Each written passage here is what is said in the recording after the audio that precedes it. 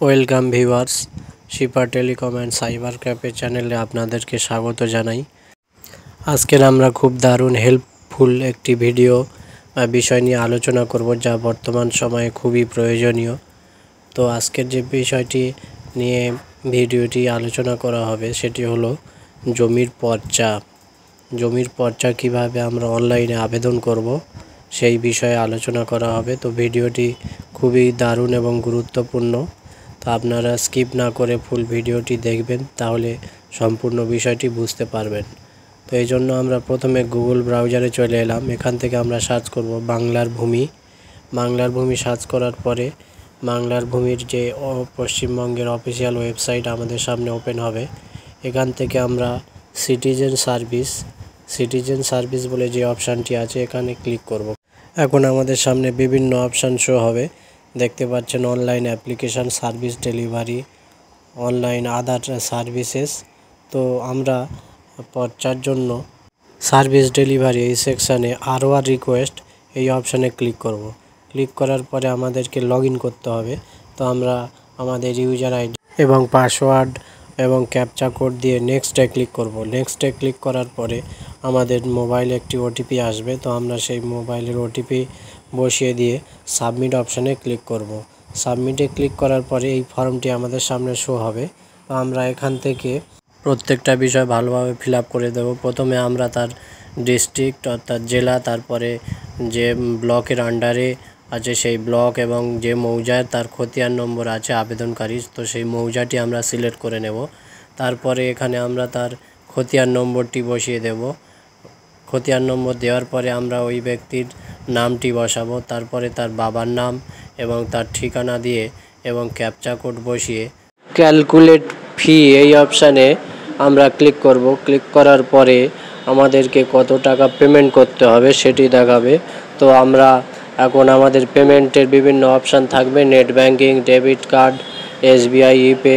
তো আমরা SBI ইপে বেছে নিয়ে কন্টিনিউতে ক্লিক করব।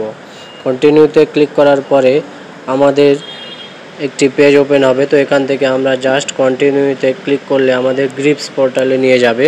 তো আমরা গ্রিপস পোর্টাল থেকে যাবতীয় ডিটেলস দেখে নিয়ে নিচের দিকে স্ক্রল করলে দেখতে পাবো নেক্সট অপশানটি। তো আমরা নেক্সট অপশানে ক্লিক করব। নেক্সট অপশানে ক্লিক করার পরে আপনাকে SBI ইপে এখানে সিলেক্ট করতে হবে আর এবং এখানে পেমেন্ট গেটওয়ে ব্যাঙ্ক এই অপশানটি সিলেক্ট করে নেক্সটে ক্লিক করব। নেক্সটে ক্লিক করার পরে আপনার সামনে GRN নাম্বারটি শো হবে। আমরা এখান থেকে ওকে ক্লিক করে এগিয়ে যাব এবং তারপরের পেজে নিচের দিকে স্ক্রল করলে দেখতে পাবেন পে নাও এই অপশানে ক্লিক করলে আমাদের সামনে পেমেন্টের বিভিন্ন অপশান শো হবে, debit card, net banking, UPI। তো আমরা এখানে UPIটি বেছে নিয়েছি, নিয়ে UPI QR অপশানটি বেছে নিয়ে পে নাও এই অপশানে ক্লিক করব। ক্লিক করলে আমাদের সামনে একটি QR কোড শো হবে। তো আমরা এটি স্ক্যান করে পেমেন্টটি করে নেব। পেমেন্টটি করে নেওয়ার পরে আপনার সামনে অটোমেটিক রিডিরেক্ট হয়ে পেছনে চলে যাবে। তো আমরা এখান থেকে ডাউনলোড চালান এই অপশানতে ক্লিক করে চালানটি ডাউনলোড করে নিতে পারি এবং পরে রিডিরেক্ট হয়ে আমাদেরকে আবার হোম পেজে চলে আসবে এবং এখানে রেফারেন্স নাম্বার থাকবে এবং GRN নাম্বার শো হবে। তো আমরা এই দুটো নোট করে রেখে দেব। এখন আমরা আবার হোম পেজে চলে আসব। তো আমরা এবারে দেখব যে আমাদের পর্চাটি রেডি হয়েছে কিনা সেটি চেক করব। তো চেক করার জন্য আমরা আবার এই সিটিজেন সার্ভিস এই অপশানে ক্লিক করব। ক্লিক করার পরে আমাদেরকে যেতে হবে GRN সার্চ এই অপশানে ক্লিক করলে আমাদের সামনে এই পেজটি ওপেন হবে।